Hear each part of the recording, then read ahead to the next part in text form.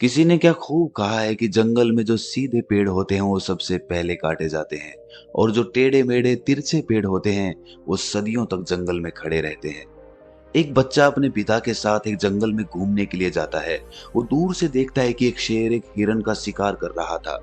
उस बच्चे के मन में ये दृश्य देखकर एक करुणा का भाव उदय होता है। वो अपने पिता से कहता है कि पिताजी, ये हिरण तो कमजोर है और वो शेर उसको खा रहा है, हमें उस हिरण को बचाना चाहिए।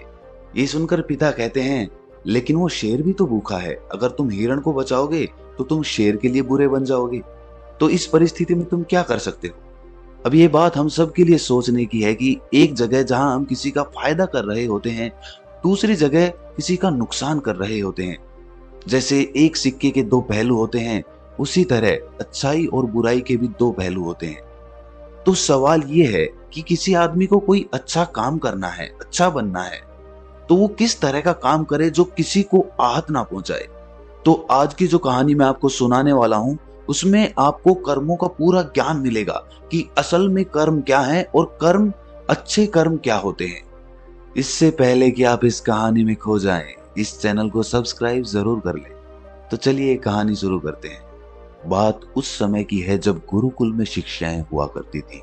मतलब गुरुकुल में बच्चे सीखने के लिए जाते थे, वहीं पर रहते थे, वहीं पर प्रकृति का आनंद लेते थे और वहीं पर अपनी शिक्षाएं ग्रहण करते थे।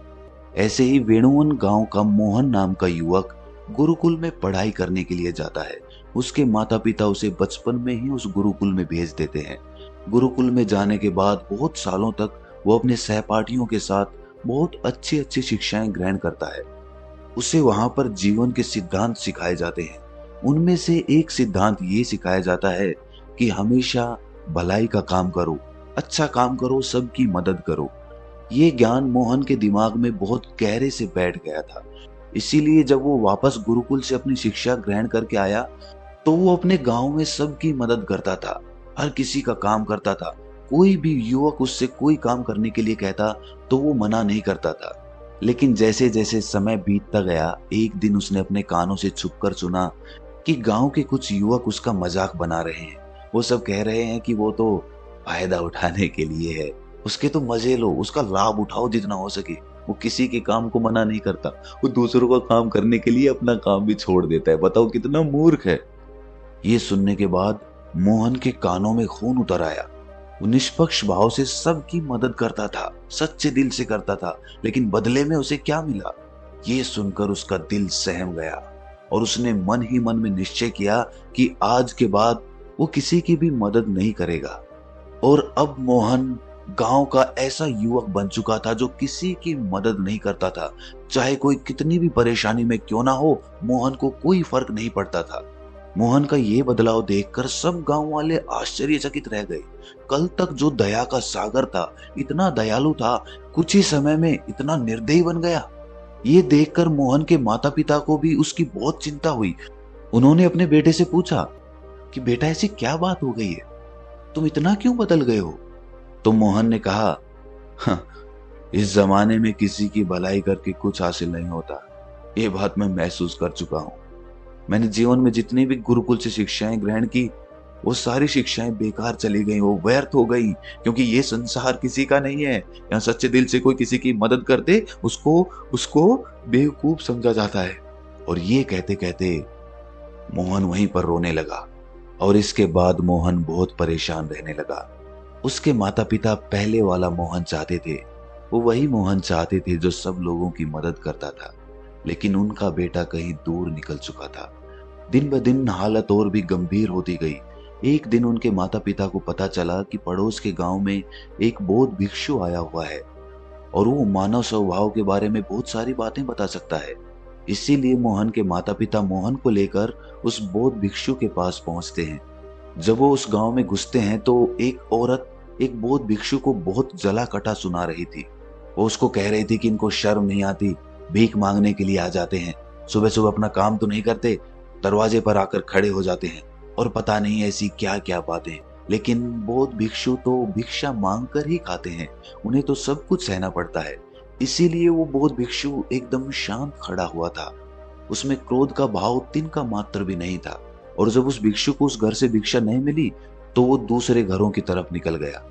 ये सारा दृश्य मोहन भी देख रहा था। इसके बाद उसके माता पिता कुछ गांव के लोगों से पूछकर उस बौद्ध भिक्षु के ठिकाने पर पहुंचते हैं। वहां पर पहुंचकर वो देखते हैं कि ये वही भिक्षु था जो गांव से भिक्षा मांगकर वापस लौट आया था, जो गांव में भिक्षा मांग रहा था और जिसे वो औरत जली कटी सुना रही थी।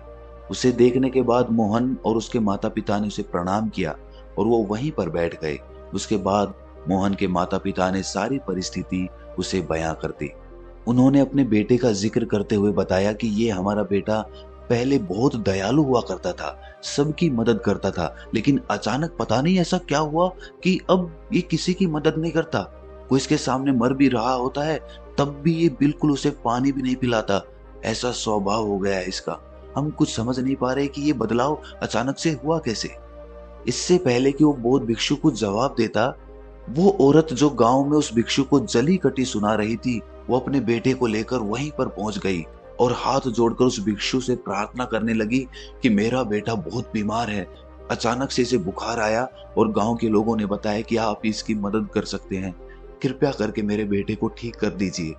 ये सुनकर वो बौद्ध भिक्षु तुरंत उस बच्चे का उपचार करने में लग जाता है और कुछ ही देर बाद औषधियां देने के बाद वो बच्चा बिल्कुल स्वस्थ हो जाता है। ये सब देखकर वो औरत उसे कुछ भिक्षा देकर प्रणाम करके वापस लौट जाती है। ये सारा दृश्य मोहन भी देख रहा था।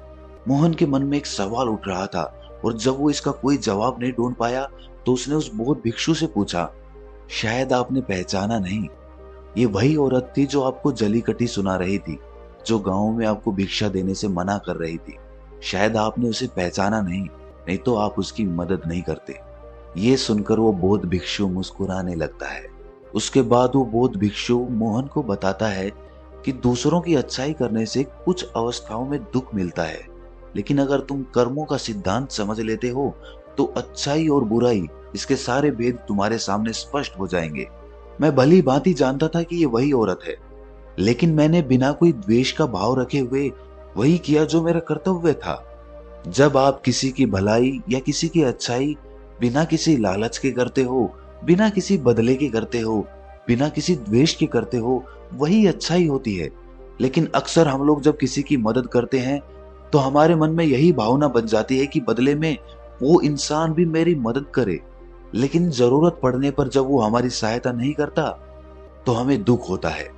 इसीलिए किसी भी इंसान के साथ बिना कुछ पाने के भाव से उसका भला करो और उतना ही भला करो जितना तुम्हारा सामर्थ्य हो, मतलब तुम्हारी आर्थिक और शारीरिक क्षमता के हिसाब से, ताकि कल को अगर वो इंसान तुम्हारे साथ बुरा व्यवहार भी करे तो तुम्हें उसका खेद ना हो, उसका पश्चाताप ना हो कि मैंने तो इसके लिए इतना कुछ कर दिया और ये मेरे साथ अब ऐसा व्यवहार कर रहा है। इसीलिए किसी का उतना ही भला करो जिससे तुम आहत ना हो। दूसरी बात, किसी दूसरे परिवार के झगड़े के बीच में तुम कभी मत पड़ना। अगर कोई पति पत्नी आपस में लड़ रहे हैं और वो पति अपनी पत्नी को पीट रहा है और तुम उसे बचाने के लिए पहुंच जाते हो कि तुम भाई औरत को क्यों पीट रहे हो, तो ऐसा करना तुमको संकट में डाल सकता है, क्योंकि वही औरत जिसकी तुम मदद करने के लिए गए हो वो ये कह सकती है कि ये हमारी आपस की बात है, तुम्हें इससे क्या लेना देना, और इसका तुम्हारे पास कोई जवाब नहीं होगा। इसीलिए दूसरे के फटे में कभी टांग मत डालना। अगर ऐसी स्थिति कभी पैदा हो जाए, कोई तुमसे मदद मांगे तो दरबारियों तक खबर पहुंचा दो, अदालत उसका फैसला करेगी। तीसरी बात, अपने विवेक का इस्तेमाल करो। अपनी आंखें खोलकर देखो कि किसे वास्तविक रूप से मदद की जरूरत है और कौन ढोंग कर रहा है, क्योंकि अक्सर लोग दया का पात्र होने का दिखावा करके आपको बेवकूफ बनाकर आपसे मदद ले लेते हैं। जैसे कि आज के युग में हम बहुत सारी जगहों पर देखते हैं, बस अड्डों पर, रेलवे स्टेशन पे, कि बहुत सारे छोटे छोटे बच्चे भीख मांगते रहते हैं। अब उसमें दो स्थितियां पैदा होती है। अगर आप उनको भीख देते हो तो आप भीख मांगने को बढ़ावा देते हो, और अगर भीख नहीं देते हो तो वो बच्चा शायद आज खाना भी ना खा पाए। इसीलिए ऐसी स्थिति में आपको अपने विवेक का इस्तेमाल करना चाहिए। आप उसको पैसे देने की बजाय खाना खिला सकते हो या कुछ किताबें दिला सकते हो। इसीलिए सही तरीके से मदद करने के लिए विवेक का होना बहुत जरूरी है, वरना तो आपके धन का दुरुपयोग ही होगा। और एक बात जो समझने की है कि किसी की भलाई करनी है तो खुद की भलाई करो, क्योंकि अगर तुम खुद जीवंत हो गए, अगर तुम खुद बदल गए तो पूरा जमाना अपने आप ही बदल जाएगा। इसीलिए कहीं आपने अपने मन में ये भ्रम तो नहीं बना रखा है कि मैं तो अच्छा इंसान हूं और मैं दूसरों की मदद करता हूं। तो वो तुम्हारा अहंकार का रूप है। इंसान कभी भी आखिर तक पूर्ण नहीं होता, और जो अपने आप को पूर्ण समझ रहा है वो धोखे में है। इसीलिए दूसरों को बदलने की बजाय खुद को बदलने पर ध्यान दे। और इसके लिए आपको भीड़ में भी अकेला रहना सीखना होगा। आप सबके साथ हैं, सब में उपस्थित हैं, लेकिन अंदर से आप एकांत हैं, अंदर से आप शांत हैं, अंदर से आप मौन हैं। जब आप अपने एकांत को देख लेते हैं तो आपकी अंतर यात्रा चालू हो जाती है। अपने अंदर के एकांत का आनंद उठाने के लिए आपको ध्यान में उतरना होगा। आपको रोजमर्रा की जिंदगी में ध्यान को एक हिस्सा बनाना होगा, ध्यान को वक्त देना होगा। उसके बाद आप पाएंगे कि आपके अंदर के एकांत के समान आनंद इस दुनिया के किसी भोग में नहीं है, किसी वस्तु में नहीं है, किसी वासना में नहीं है। नदी के किनारे पड़ा हुआ छोटा सा पत्थर भी उस नदी के बहाव से कट कट कर बहुत मुलायम हो जाता है। उसमें कोई दरार, कोई कोना नहीं बचता।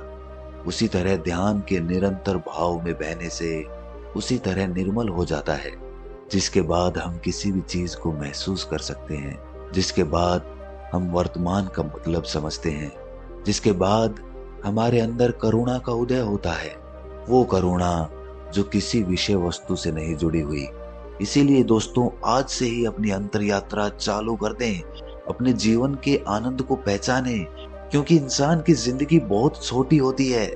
पता नहीं कब आखिरी सांस आ जाए।